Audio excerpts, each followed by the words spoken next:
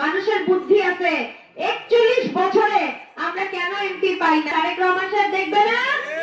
কাজেই চাচারা, যে গেছে তাকে যাইতে দিয়েই হলো। যে রয়ে গেছে, যে জিয়ার সৈনিক, যে তারেক রহমানের সৈনিক, আপনাদের মেয়ে 18 সাল থেকে নির্বাচন করে আমি লড়াই করে আপনাদের মাঝে বেঁচে আছি। চাচারা, এই যে একটা ছোট শিশু সন্তান দেখতেছেন, এরকম একটা ছেলে সন্তান আমি আমার বাসায় রেখে আসছি। সকালবেলা বের হই, রাতে বাসায় যাই, রাতে বাসায় গিয়ে দেখি বাচ্চাটা ঘুমায় গেছে। কুলে নিতে পারি না, আমার বাচ্চাটাকে আমি নিজ হাতে মানুষ করতে পারতেছি না। চাচা, আল্লাহর কাছে ছেড়ে দিছি যে আল্লাহ তুমি মানুষ কইরো, কিন্তু যেই দায়িত্ব তারেক রহমান সাহেব আমাকে দিছে সেই দায়িত্ব আমি অবমাননা করব না।